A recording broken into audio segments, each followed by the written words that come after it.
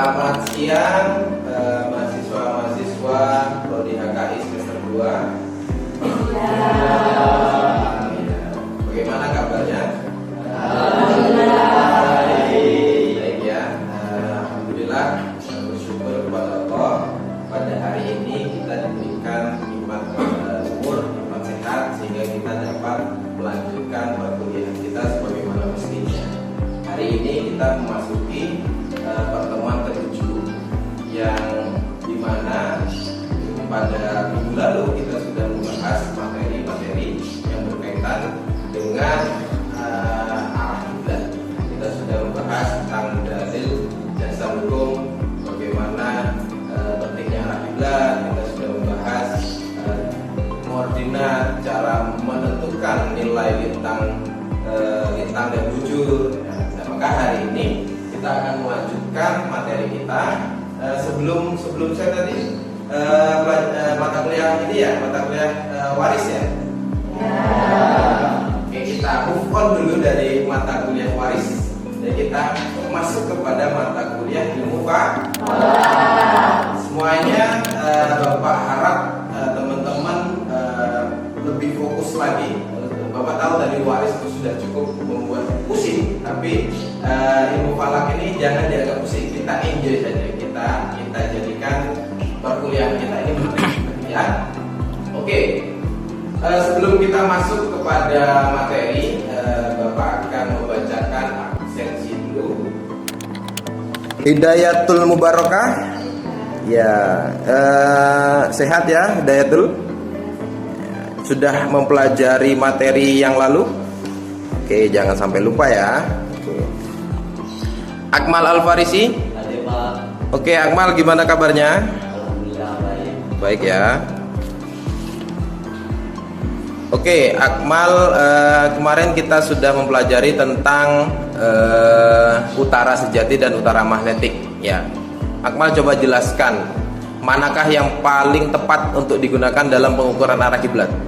Jika kita ingin mengukur arah kiblat, lebih baiknya kita menggunakan utara sejati. Oke, betul sekali. Plus untuk Akmal.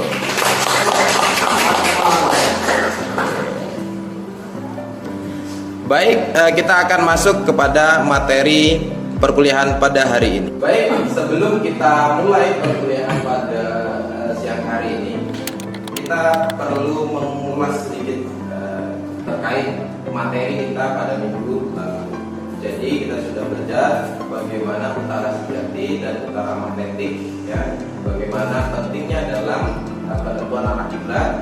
Kita sudah belajar bagaimana mencari titik koordinat, menentukan nilai lintang dan nilai bujur. Jadi hari ini ilmu-ilmu yang sudah kita pelajari itu berkaitan dengan pengukuran arah kiblat.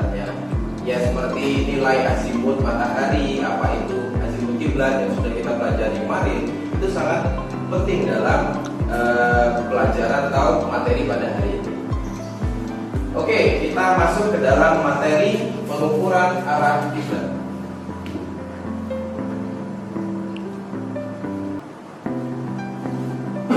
Ya,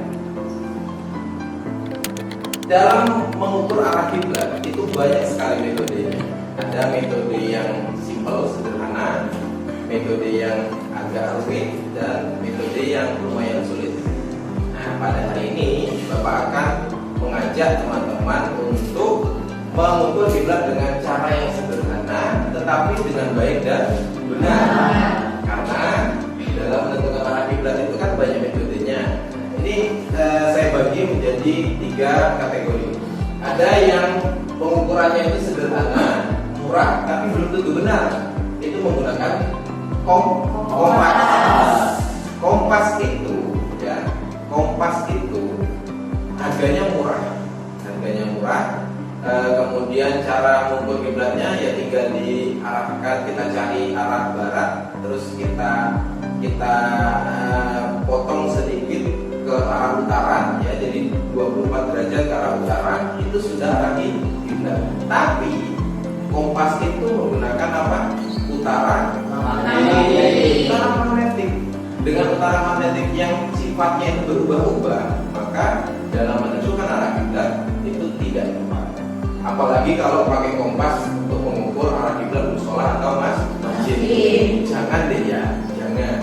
Ya ini jangan sekali-sekali pakai itu karena putarannya itu magnetik, sifatnya tidak tetap berubah-ubah. Ada yang sifatnya atau caranya itu agak rumit, benar, tapi caranya tidak sederhana dan harganya tidak murah. Pakainya apa? Teodolit. Kemudian ada yang caranya sederhana, murah dan benar. Ya kita pakai yang cara ini supaya ini menjangkau kepada kantong-kantong mahasiswa. Kantong mahasiswa itu kan agak hemat lah ya. Nah, jadi itu yang akan kita menggunakan busur 360 derajat dan aplikasi visual Android. Harganya kalau kompas itu hanya 40 ribuan, tapi kalau teodolit itu bisa 13 juta. Kan kalau mau mengukur kiblat terus beli teodolit dulu cuma untuk mengukur kiblat saja pasti mahasiswa keberatan kan? Kalian keberatan nggak? Ya, saya juga. Jadi itu berat, itu tidak sederhana dan mahal. Kalau yang ini hanya 15 ribuan. 15 ribuan saja itu sudah bisa mengukur arah kiblat dengan cara yang sederhana dan murah. Gitu ya. Kita lanjut. Terus, nah ini bagaimana sebelum kita melakukan prosedur pengukuran kiblat dengan metode ini, kita perlu tahu dulu visual Android itu apa dan busur 360 derajat itu apa sih? Visual Android itu adalah aplikasi yang dibuat oleh Hendro Setianto. Di aplikasi smartphone yang dirancang khusus untuk keperluan pengembangan keilmuan falak. Hendro Setianto ini merupakan ketua observatorium Imam Noong di Lembang, Bandung. Beliau punya observatorium yang di dalamnya terdapat periskop yang sangat canggih. Jadi teman-teman mahasiswa bisa kok besok-besok main ke sana. Kalau ke Lembang, Bandung, teman-teman bisa datang sana. Saya sudah pernah dulu ketika masih kuliah S1 dulu datang ke sana untuk belajar astronomi. Sangat menarik. Itu juga dijadikan wisata edukatif astronomi oleh Pak Hendro Setianto ini. Jadi Pak Hendro ini mempunyai inisiatif, jadi kreatif untuk mengembangkan falak. Awalnya Mizwala, namanya itu terinspirasi dari Mizwala. Mizwala itu adalah alat tradisional yang dulu pernah kita lihat waktu itu ya di pertemuan sebelumnya tentang materinya instrumen-instrumen falak. Kita sudah belajar instrumen-instrumen falak, salah satunya adalah Mizwala. Ya kalau kalian masih ingat ya, yang ada lempengannya ya itu disebut dengan dial ya. Kemudian ada tongkat satu yang lurus itu sebutannya gnomon. Itu Mizwala yang digunakan oleh ulama-ulama klasik dalam menentukan arah kiblat. Tapi oleh Pak Hendro ini alat yang klasik dan tradisional itu didigitalisasi menjadi aplikasi yang bernama Mizwala. Nah itu yang sehingga bisa digunakan oleh orang-orang modern, orang-orang atau kalian kan Gen Z ya, Gen Z yang bisa menggunakannya secara mudah, secara gampang lewat aplikasi handphone. Kemudian busur 360 derajat ini sama kok. Ia biasa digunakan untuk mengukur sudut ya, tapi bedanya misalkan kalian menggunakan busur setengah lingkaran ya, biasanya pada umumnya pakai busur setengah lingkaran. Kalau 360 derajat itu bisa digunakan sebagai alat bantu untuk arah kiblat. Kombinasi inilah yang kemudian digagas oleh ahli-ahli falak di UIN Sultan Saifuddin Jambi. Ada dosen-dosen falak di sana seperti namanya ada Pak Abdul Rahman, Pak Arman Abdul Rahman, ada Pak Tasnim, termasuk saya dalam menggunakan metode ini sebagai metode yang sederhana dan baik untuk arah kiblat. Oke, sampai situ dulu. Kita lanjut. Nah ini harganya murah ya, cuma busur kita merogoh kocek sekitar 707.000. Visual Android itu gratis, bisa kita download. Penggaris 5.000. Dalam busur itu ada penggarisnya juga. Jadi itu sudah include, bisa pakai penggaris, bisa agak spidol, Alatnya saya bawa ini. Nah, alatnya seperti ini. Kalau busur 300 dan seperti ini.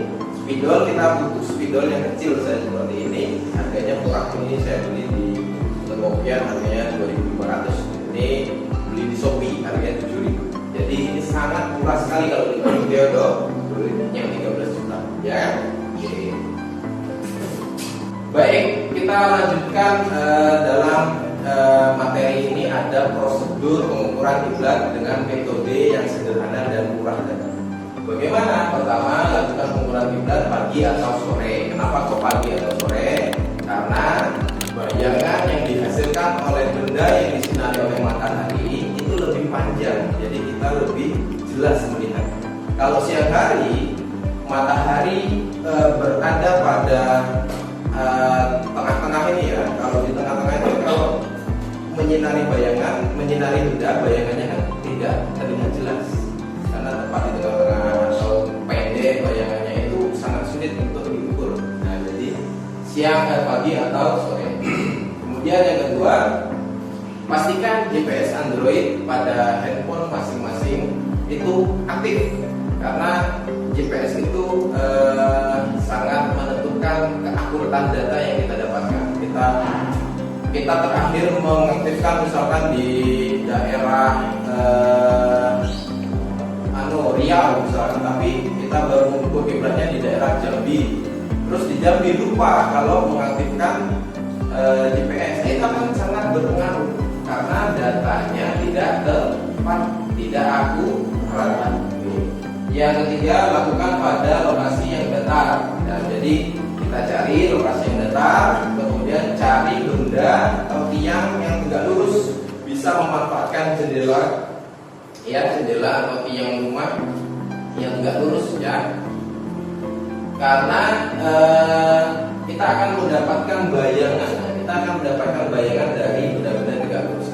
Kita butuh bayangan dari benda-benda yang langsung disinari oleh matahari. Bukan ini ya, bukan biasa, tapi langsung yang disinari. Yang keempat, tandai arah matahari dengan membuat garis pada bayangan matahari. Nah, jadi kita akan praktek untuk membuat yang keempat ini. Mari teman-teman kita akan praktek. Nah, di sini ada cahaya jendela yang langsung disinari oleh matahari. Mari kita ke sini. Mungkin yang putri bisa di sini, yang putra di sana ya. Oke, teman-teman. Jadi kita akan masuk ke prosedur yang keempat, yaitu membuat garis pada bayangan matahari yang mengarah ke posisi matahari tadi. Ini kita akan menggaris. Nah, ini kan sini. Kelihatan ya, sini ya. Kelihatan ya garisnya ya. Ya, nah ini kita harus menggaris bayangan yang didapatkan dari pantulan dari jendela itu. Saya sudah ukur tadi jendelanya itu lurus ya.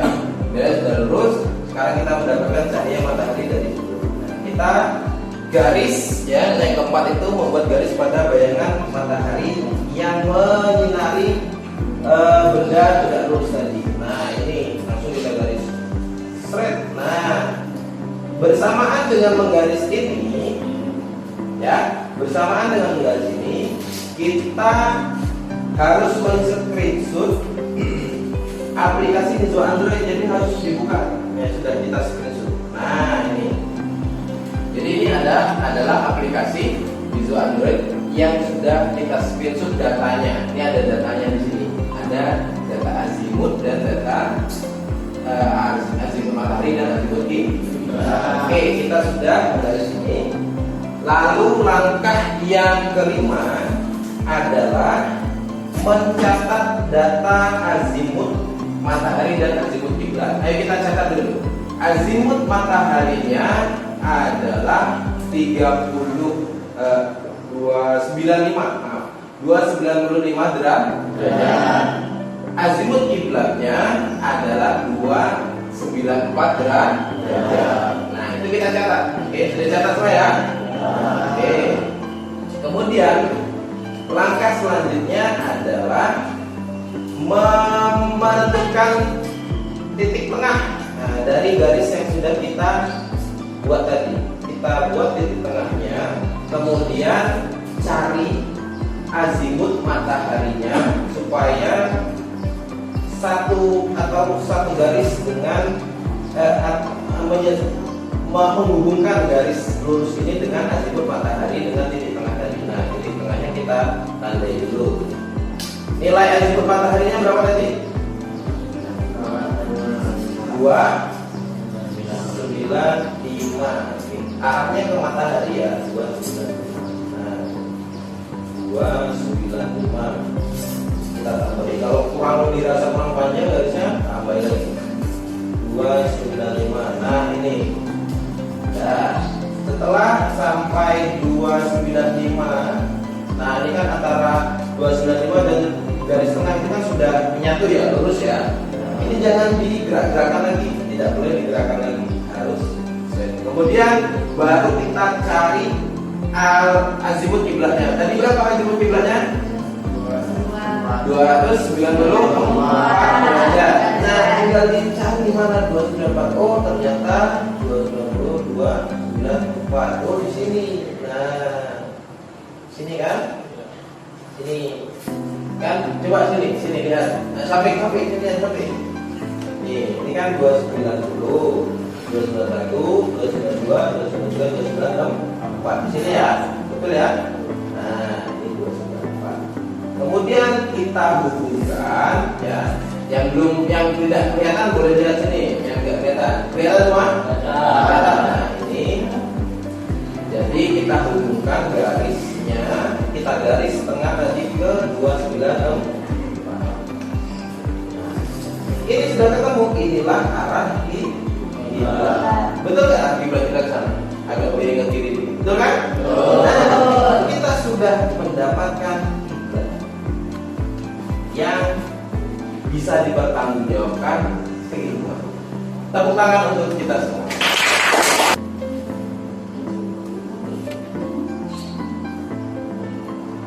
Oke, sampai sini ada yang mau bertanya sebelum kita lanjutkan tugas.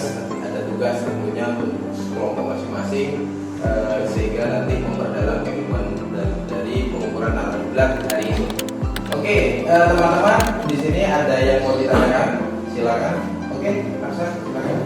Bagaimana cara mengukur kiblat jika tidak berada di zona hutan atau di tempat terpencil, sedangkan aplikasi virtual itu kan membutuhkan sinyal? Betul, ya, bagus sekali pertanyaannya. Jadi karena Mizwa Android ini menggunakan smartphone, di mana smartphone itu membutuhkan sinyal, penggunaan ini akan terganggu ketika berada di tempat yang terpencil, ya, di tempat seperti daerah-daerah yang sulit sinyal atau di hutan yang tidak ada sinyal itu sangat sulit. Tapi kalau di daerah seperti itu, ijtihad kita dalam mencari kiblat itu boleh kok dengan model keyakinan atau melihat matahari langsung. Nah, apapun yang memudahkan lah, tidak harus pakai Mizwa Android. Ini dipakai kalau kita sewaktu-waktu ada di tengah masyarakat, ya kan, dengan situasi kondisi yang normal, ada sinyal, ya kan, kemudian HP-nya juga support dan sebagainya. Ini bisa digunakan untuk misalkan diminta mengukur musola atau masjid atau rumah. Nah, itu sudah bisa digunakan. Gitu ya, Ustaz ya. Oke, bagus. Selanjutnya ada lagi? Oh iya, saya. Bagaimana jika ada sebuah musola atau masjid yang sudah dibangun namun salah arah kiblat? Oh, menarik pertanyaan, sangat menarik. Jadi ada memang di tengah masyarakat itu musola dan masjid yang sudah diukur arah kiblatnya, tetapi ternyata melenceng. Ya, ada banyak kejadian terutama salah satu kasus yang lumayan besar itu di Masjid Agung Rumah. Ketika diukur ternyata arah kiblatnya melenceng, bahkan hampir 12 derajat kalau tidak salah. Tapi hal yang seperti ini kita harus bisa menghargai, ya. Disinilah konsep saling menghargai dalam moderasi beragama dikedepankan. Kita harus bisa menghargai orang-orang yang mungkin menurut keyakinan mereka ini sudah diukur oleh orang yang kompeten. Tapi ketika kita ukur kok agak melenceng, ya ini kita harus saling menghargai. Kita tidak boleh memaksa, apalagi sampai membuat keributan yang menjadikan kita sebagai sesama warga ribut, benci-bencian, ya kan? Ada yang seperti itu. Kita harus tetap mengedepankan perdamaian. Kita sosialisasikan dulu dengan cara yang baik, dengan cara yang humanis. Kita ajak bicara, kita mediasikan imamnya dan warganya. Ini loh sebenarnya arah yang betul dan kenapa harus dirubah dan seperti itu. Jadi kita harus mengedepankan rasa, tenggang rasa dan saling menghormati. Tapi kita punya ilmunya, jadi kita bisa menyampaikan itu dengan baik. Kita sampaikan dengan baik pula ilmunya kita punya, gitu ya. Oke, teman-teman silakan berdiskusi bersama kelompoknya masing-masing ya. Sebelum Bapak berikan tugas, kalian bisa berdiskusi dengan kelompoknya masing-masing ya. Bapak sudah berikan atau pinjamkan alat yang akan kita gunakan tadi. Silakan berdiskusi. Bapak berikan waktu 10 menit ya untuk diskusi ya. Ya, silakan diskusi.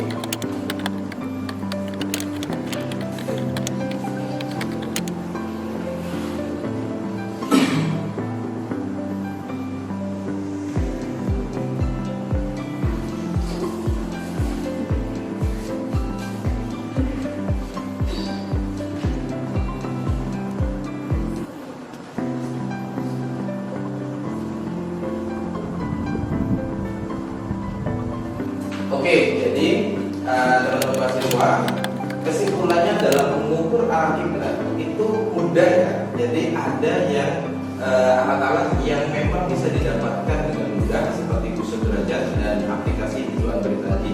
Dan ilmunya dalam pertanggungjawaban pengukuran arah kiblat itu bisa dipertanggungjawabkan ilmu. Jadi jangan takut lagi ketika ada yang meminta tolong mengukur arah kiblat. Kita sudah dapat ilmunya. Nah, itu bisa kalian aplikasikan. Tapi jangan lupa juga ketika ada perbedaan pendapat di antara masyarakat, antara kalian dan misalkan takmir masjidnya, jangan merasa paling benar sendiri. Kita harus menghargai perbedaan pendapat. Kita harus menghargai pandangan orang lain. Kita juga harus mengedepankan kerukunan. Jadi jangan sampai ada kekerasan di situ ya. Kita hargai dan mungkin butuh sosialisasi saja. Butuh bagaimana cara komunikasi yang baik. Pak, ternyata ini agak melenceng. Kemudian secara ilmu falak yang benar itu agak miring ke kiri Pak. Jadi tidak perlu merubah bangunannya, tidak harus menghancurkan masjidnya terus dibangun lagi, nggak perlu. Kita hanya cukup menggeser sejadahnya saja ke Pak ke kiri sedikit saja. Insya Allah ibadah kita lebih akurat dan insya Allah lebih full. Nah, kan enak bahasanya kalau lemah lembut seperti itu. Jangan ini Pak, ini betul ini Pak, jangan sampai nggak dirubah Pak. Nah, jangan sampai, itu sangat dihindari. Gitu ya. Oke, tepuk tangan untuk kita semua. Seperti biasa, pertemuan-pertemuan kita di akhir selalu ada tugas. Jadi untuk kelompoknya masing-masing yang sudah dibagi tadi, ada tugas yang harus diselesaikan ya. Ya cukup satu kok tugasnya. Ukurlah arah kiblat salah satu mushola atau masjid di lingkungan rumah, kampus atau kos-kosan kalian. Terserah mau di mana saja, yang penting tempatnya ada ya. Sesuai dengan prosedur yang sudah Bapak sampaikan tadi. Kemudian dibuat di makalah, di-upload filenya, kemudian di-upload paling lambat 3 hari setelah pertemuan ini ya, pertemuan ke-7 ini. Ini ada link drive Google Drive-nya, silakan di-upload di sini. Jangan lupa ini juga menjadi salah satu penilaian untuk akhir pertemuan nanti. Terima kasih, sampai sini saja untuk hari ini. Semoga kita dapat bertemu lagi di pertemuan selanjutnya dengan nuansa yang lebih energik, lebih semangat, dan semoga ini tidak hilang ketika kalian pulang ya. Jadi besok kita bisa berdiskusi lebih banyak lagi. Mari kita akhiri dengan bersama-sama mengucapkan Alhamdulillah.